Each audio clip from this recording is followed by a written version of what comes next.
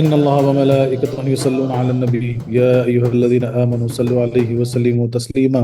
اللهم صل على سيدنا ومولانا محمد وعلى آل سيدنا ومولانا محمد وعلى آله وأصحابه وبارك وسلم كثيرا كثيرا. أعوذ بالله من الشيطان الرجيم. بسم الله الرحمن الرحيم. هل ينظرون إلا أن يأتيهم الله في ظلل من الغمام والملائكة وقضي الأمر وإلى الله ترجع الأمور. صدق اللہ العلی العظیم. نہیں انتظار کرتے ہیں وہ مگر اس کا کہ اے ان کے پاس اللہ بیچ سائبانوں بادلوں کے اور فرشتے اور فیصلہ کیا جائے معاملے کا اور طرف اللہ ہی لوٹائے جاتے ہیں معاملات. اور تفسیر جو لکھا تھا وہ ایسے ہے کہ کہا ہے کہ انتظار میں ہیں مگر یہی کہ اللہ کا عذاب آئے، یعنی چھپائے ہوئے بادلوں میں اور فرشتے اتریں اور کام ہو چکے اور سب کاموں کی رجوع اللہ ہی کی طرف ہے. پچھلی آیت میں جان بوجھ کر غلط راستہ اختیار کرنے سے روکا گیا تھا. اب اس کی سزا کا بیان ہو رہا ہے کہ اگر انہوں نے اب بھی گمراہی اختیار کی تو عذاب کی سزا دی جائے گی. پچھلی آیتوں میں بتایا گیا کہ حقانیت اسلام کی روشنی دلیل آ چکی، یعنی حقانیت اسلام کی دلیل روشن آ چکی. اب فرمایا جا رہا ہے کہ جو اب بھی ایمان نہ لائیں شاید اور فرشتوں ہی کے دیکھنے کا منتظر ہیں مگر اس کا دیکھنا ان کے لیے بہتر نہیں، پھر فیصلہ ہی ہو جائے گا. یعنی اتنی روشن دلیلیں آ چکی، اسلام اتنی روشن دلائل لے کے آ چکا، اس کے بعد بھی اگر ایمان نہیں لائے اور اس انتظار میں ہے کہ وہ فرشتے اترے آسمان سے تب ایمان لائیں تو بولے پھر وہ تو خوفناک بات ہے کہ جب فرشتے اترتے تو پھر فیصلہ ہو چکتا ہے. پچھلی آیت میں رب کے خیر، غلبہ اور حکمت کا ذکر ہوا، اب اس کی قدر تفصیل ہو رہی ہے. هل ينظرون، ہل سوال بمانے نفی ہے، ینظرون نظرون سے بنا جس کے معنی ہے دیکھنا، غور کرنا، انتظار کرنا. یہاں تیسرے معنی مراد ہے، یعنی انتظار کرنا مراد ہے. یعنی کفار اس قدر دلائل سن چکنے کے بعد بھی ایمان قبول نہیں کرتے، اب انہیں اور کس چیز کا انتظار نہیں. الا ان یاتیہم اللہ، ظاہر یہ ہے کہ یہاں امر یا عذاب پوشیدہ ہے کیونکہ اللہ جانے آنے سے پاک ہے، یعنی مگر یہ کہ ان پر اللہ کا عذاب یا حکم ہلاکت آ جائے، اور ممکن ہے کہ کوئی مضاف پوشیدہ نہ ہو.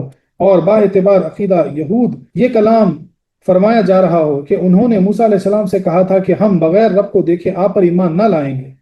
یہاں فرمایا جا رہا ہے کہ اے محبوب علیہ السلام یہ تو آپ پر ایمان لانے کے لیے بھی اسی کے منتظر ہوں گے کہ رب کو دیکھیں پھر آپ کو مانیں. تفسیر کبیر میں لکھا ہوا ہے. یعنی جس طرح بنی اسرائیل موسیٰ علیہ السلام سے کہتے ہیں کہ بھائی پہلے ہم تو رب کو دیکھیں گے پھر ایمان لائیں، بولے ہو سکتا ہے اسی طرح جو ہے نا یہ یہود بھی جو ہے نا اس انتظار میں ہے کہ بھائی یا تو اللہ کو دیکھ لیں یا فرشتوں کو دیکھ لیں بادل سے اترتے ہوئے تب ایمان لائیں گے، حالانکہ اتنی واضح دلائل ان کے پاس موجود. یہ بھی ہو سکتا ہے کہ اس سے قیامت مراد ہو. عبداللہ ابن مسعود رضی اللہ عنہ فرماتے ہیں کہ قیامت کے دن رب تعالیٰ بادلوں میں سے عرش سے کرسی کی طرف تجلی فرمائے گا. در منصور میں لکھا ہوا ہے.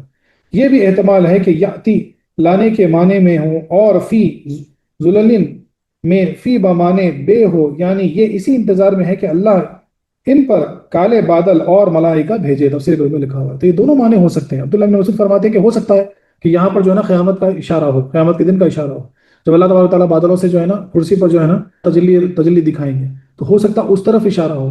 یا ہو سکتا جو ہے نا یہود سے کہا گیا کہ یہ انتظار میں کہ کالے بادلوں میں سے جو ہے نا فرشتے اتریں اور تب پھر جو ہے نا یہ ایمان لائیں. فی ظلل من الغمام، ظلتن کی جمع ہے، جیسے قلع کی جمع قلل. سایہ کو ظلل اور سایہ کرنے والی چیز یعنی سائبان کو ذلہ کہتے ہیں، مگر قرآن کریم میں یہ عذاب ہی کے موقع پر استعمال ہوتا ہے. عذاب یوم الذلتی، یا جیسے ظلل من الناری، یا جیسے موجن کالذلہ. یہ جو لفظ ظلل جو استعمال ہوتا قرآن میں، یہ جب بھی عذاب کی طرف اشارہ کرنا ہوتا ہے نا اس وقت یہ لفظ استعمال ہوتا. غمامن غمم سے بنا ہے، بمانے چھپانا اور ڈھانپنا. رنج کو اسی لیے غم کہا جاتا ہے کہ وہ دل کو ڈھانپ لیتا ہے. بولتے ہیں بہت رنج غم میں ہے، بولتے ہیں مثال کے طور پر، تو اس لیے اس کو غم کہتے ہیں. اصطلاح میں غمام اکثر سفید بادل کو اور کبھی ہر بادل کو کہہ دیتے ہیں. اصطلاح میں جو ہے نا کبھی غمام جو ہے نا بادل کو کہہ دیتے ہیں، یا کالے بادل یا سفید بادل کو کہہ دیتے ہیں. رول معنی میں لکھا ہوا یعنی اللہ کا عذاب سائبان کی طرح چھپائے ہوئے بادلوں میں آئے. من بیانیہ ہے اور غمام زلل کا بیان ہے، اور ہو سکتا ہے کہ من ابتدائیہ ہو.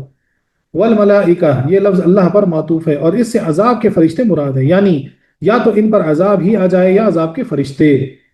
وقضی الامر، یہ یاتی پر معطوف ہے اور خضا بمانے پورا کرنا ہے۔ امر سے مراد ان کی ہلاکت کا فرمان یا حساب و کتاب، یعنی ان سب کا کام تمام کر دیا جائے یا قیامت کا حساب و کتاب ختم ہو جائے۔ اللہ اکبر اللہ اکبر، یعنی یا کیا بتایا جا رہا ہے کہ اب اتنے واضح دلائل آنے کے بعد، اتنی روشن جو ہے نا کتاب آنے کے بعد، اتنی جو ہے نا واضح جو ہے نا نبی کریم صلی اللہ علیہ وسلم کی حیات مبارکہ یعنی کو دیکھنے کے بعد، آپ کا دیدار کرنے کے بعد، آپ کی جو ہے نا تعلیم و تربیت پانے کے بعد، آپ کے احادیث پانے کے بعد، یہ ساری روشن دلائل کے بعد پھر بھی اگر گمراہی اختیار کرتے ہیں، ایمان نہیں لاتے ہیں، تو پھر یہ جو ہے ایسے ہیں جیسے بنی اسرائیل جو موسیٰ علیہ السلام سے کہا کرتے تھے کہ پہلے اللہ کو ہم دیکھ لیں پھر ایمان لائیں۔ بولے یہ وہ کس بات کے انتظار میں کیا اس بات کے انتظار میں ہے کہ بادل میں سے چھپے ہوئے جو ہے نا فرشتے عذاب کے اتریں اور ان کا کام تمام کر جائیں، یا پھر جو ہے نا ان کے لیے جو ہے نا قیامت کے دن جو ہے نا پھر وہ ایسا ہی ہوگا جس طریقے سے جو ہے نا بیان ہوا قرآن پاک میں۔ تو یہ ساری چیزیں اس آیت میں بیان ہو رہی کہ اتنے واضح روشن دلائل دیکھنے کے بعد پھر کس چیز کا انتظار، پھر کیوں گمراہی اختیار کرتے۔ اب یہاں پر دو اشارے ہیں، ایک اشارہ یہود و کفار کے لیے ہے کہ بھائی کیوں ایمان نہیں لاتے، کیوں گمراہی اختیار کرتے ہو، اور ایک اشارہ ہمارے لیے بھی ہے کہ اتنے واضح روشن دلائل ہونے کے بعد، اتنے جو ہے نا اللہ تبارک و تعالیٰ کے اتنے معجزات دیکھنے کے بعد، ہر وہ چیز ہمارے سامنے ہونے کے بعد اگر پھر بھی ہم گمراہی پر پڑتے ہیں، گمراہی کی راہ اختیار کرتے ہیں، تو پھر ہو سکتا ہے جو ہے نا پھر ہمارا بھی وہی حال ہو کہ جو ہے نا چھپے بادلوں میں سے اللہ کا عذاب، اللہ کے عذاب کے فرشتے آ جائیں۔ اللہ اکبر۔ وَإِلَى اللَّهِ تُرْجَعُ الْأُمُورُ، إِلَى اللہ کے مقدم کرنے سے حسر کا فائدہ ہوا، امور سے خلق کا حساب اور ان کے سارے اعمال مراد ہے، یعنی مخلوق کے اعمال ان کے سارے حساب و کتاب کا رجوع صرف اللہ ہی کی طرف ہے، نہ کہ کسی اور کی طرف۔ آپ کچھ بھی کریں دنیا میں، چھوٹی سے چھوٹی جو ہے نا نیکی کریں، چھوٹی سے چھوٹی چھوٹے سے چھوٹا گناہ کریں، یہ سب جو ہے نا حساب کتاب، یہ سب پلٹ کے اللہ ہی کے پاس جانے والا ہے، اللہ ہی سے رجوع ہونے والا ہے۔ بندوں کو چاہیے کہ اس سے ڈریں اور اس کی عبادت کریں، کیونکہ اس کے پکڑ سے کوئی چھڑانے والا نہیں۔ اللہ اکبر، اللہ محفوظ رکھے، اللہ کی پکڑ سے اللہ ہی محفوظ رکھے ہم سب کو، کیونکہ اس کی پکڑ سے چھڑانے والا تو کوئی ہے ہی نہیں۔ تو یہ بتایا جا رہا ہے کہ خوف کرو ایمان والوں کہ ہر تمہارا اعمال جب اس کی طرف لوٹ کے جانے والا ہے، تو پھر کس بھروسے پر، کس گمان میں، کس بہکاوے میں آگے گناہ کرتے ہو، گمراہ ہوتے ہو۔ اللہ اکبر اللہ اکبر۔ خلاصہ یہ کہ اے نبی صلی اللہ علیہ وسلم، یہ کفار حقانیت اسلام کے دلائل سن کر بلکہ قرآن اور صاحب قرآن کو دیکھ کر بھی ایمان نہیں لاتے، تو اب صرف اسی انتظار میں ہے کہ عذاب کے بادل ان پر چھا جائیں، جنہیں یہ رحمت سمجھ کر خوش ہوں، اور اس سے ان پر عذاب آئے اور عذاب کے فرشتے بھی ان پر اتریں اور ان کا کام تمام کر دیا جائے۔ اب بجز عذاب اور کوئی چیز انہیں ہدایت نہیں دے سکتی مگر عذاب دیکھ کر ایمان لانا بیکار۔ تمام کاموں کی رجوع اللہ ہی کی طرف ہے، یہ کس کے بھروسے پر اور کس کے بھروسے سے اس کی مخالفت کر رہے ہیں، اس کی پکڑ سے انہیں کون بچائے گا۔ اللہ بڑے گی ایک دم خلاصے میں سمجھا دیا، جس طرح بہت ساری قوموں پر ہوا عذاب کے فرشتے آ کے جو ہے نا عذاب نازل کیے، سو قوم لوط پر ہوا، قوم ہود پر ہوا، قوم سمود پر، بہت سارے قرآنی واقعات ہم کو مل جاتے ہیں۔ بولے اب ان کو جو ہے نا وہ عذاب ہی آ کے، وہ عذاب کے فرشتے ہی ان پر اتریں گے نا، تب ان کو سمجھ نہیں آئے گا۔ اتنی روشن دلائل ان کے سامنے آ گئی، خود آپ کی یعنی بابرکت ذات جو ہے نا ان کے سامنے، اس کے باوجود یہ ایمان اگر نہیں لاتے تو اب یہ انتظار کس کا؟ بولے اب یہ سوائے عذاب کے فرشتوں کے علاوہ جو ہے نا ان کو یہ ایمان پہ نہیں آ سکتا، اور اس وقت کا ایمان پھر کام کا نہیں ہے۔ کہ دیکھیں نا فرعون کا بھی جب پانی میں ڈوبنے لگا تو ایمان بولا میں ایمان لایا موسیٰ کے خدا، لیکن وہ ایمان ایکسیپٹڈ نہیں ہے۔ تو اسی لیے جو ہے نا جو ڈر خوف میں موت کے وقت ایمان لانا پڑے، کوئی تم ہوش و حواس میں ہو، جب تم زبان سے اقرار کر سکتے ہو، دل سے تصدیق کر سکتے ہو، وہ ایمان قبول ہے۔ تو اس لیے بار بار یہ کہا جا رہا ہے کہ ہر تمہارا عمل جو ہے نا وہ اللہ کی طرف لوٹ کے جانے والا ہے۔ کس کے بھروسے پر، کیا سوچ کے پھر گمراہی اختیار کرتے ہو یا گناہ کرتے ہو، کیونکہ اللہ کی پکڑ سے بچانے والا تو کوئی نہیں۔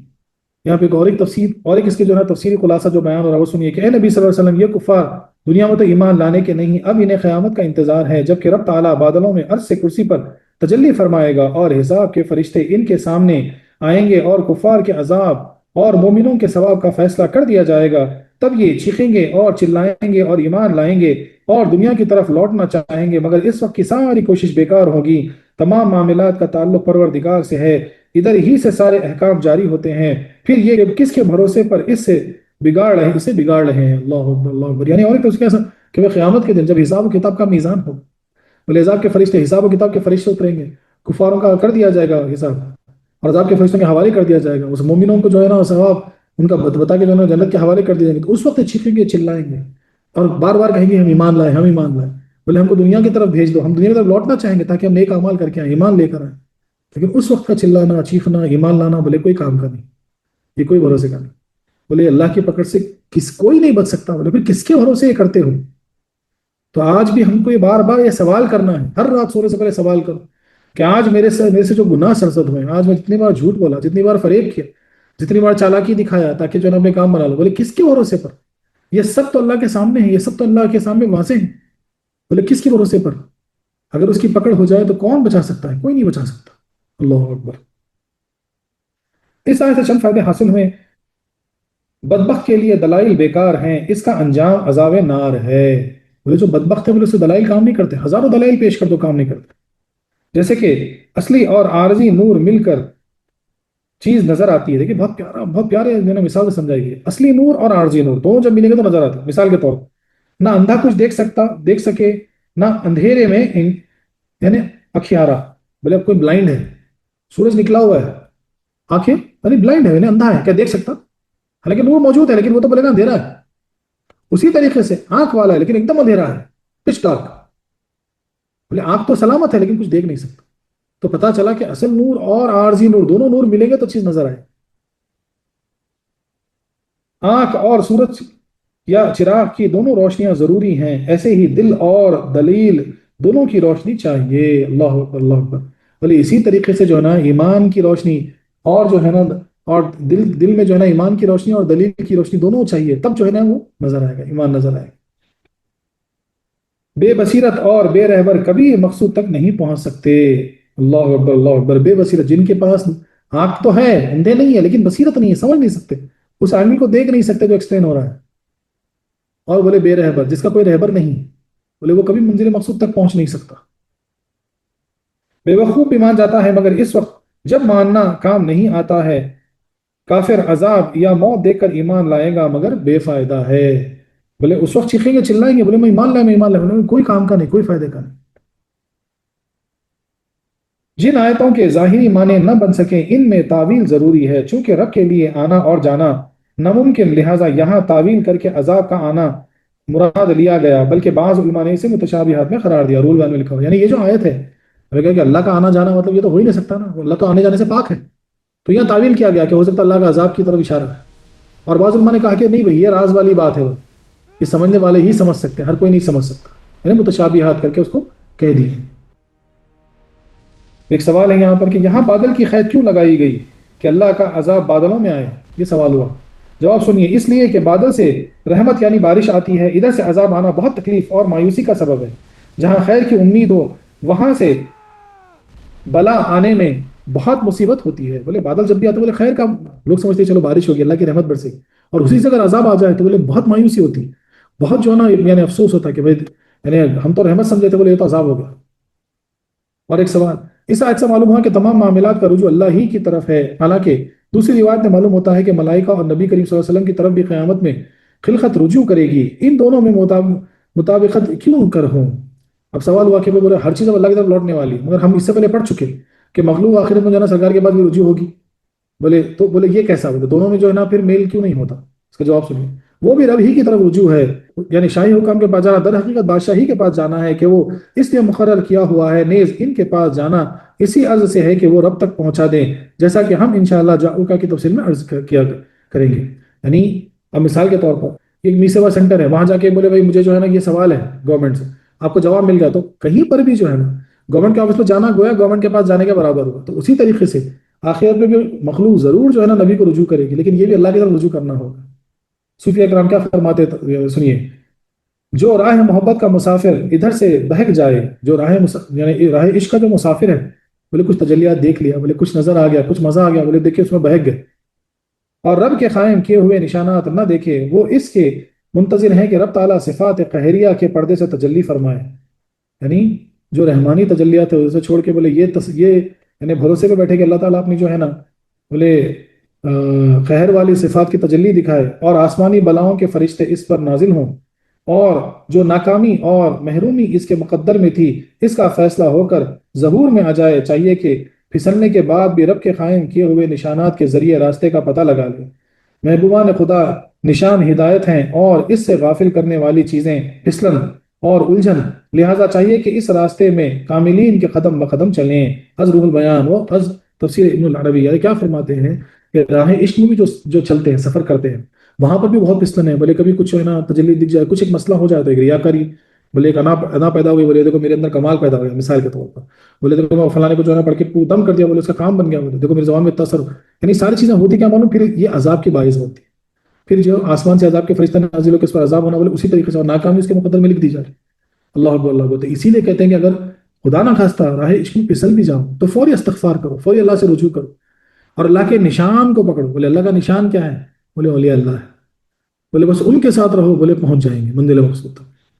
اور ایک صوفیہ تفسیر ہے یہاں پہ، یہ سنیے، جو چیزیں ظاہری حواس سے معلوم نہ ہو سکے انہیں دلیل دکھاتی ہیں اور دل دکھاتا ہے، مگر دلیل سے دل جب ہی دیکھ سکتا ہے جبکہ دل میں خود روشنی یعنی بصیرت ہو، بغیر بصیرت دلیل بیکار ہے۔ بولے اب بھائی جو چیز نظر نہیں آتی وہاں ایک دلیل پیش کرتے کہ بھائی دیکھو فلانا ایسا ایسا ایسا، لیکن وہ دلیل کو بھی سمجھنے کے لیے ایکسپٹ کرنے کے لیے دل میں روشنی چاہیے۔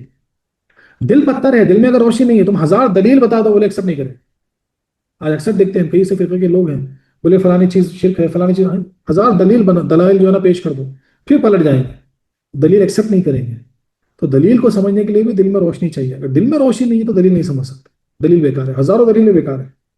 جیسے سورج دیکھتا ہے اور آنکھ دیکھتی ہے، مگر کب، جبکہ آنکھ میں بھی روشنی اور بصارت ہو، بولے سورج کی روشنی میں بھی ہو اور اندھا نہ ہو تب دیکھ سکتے۔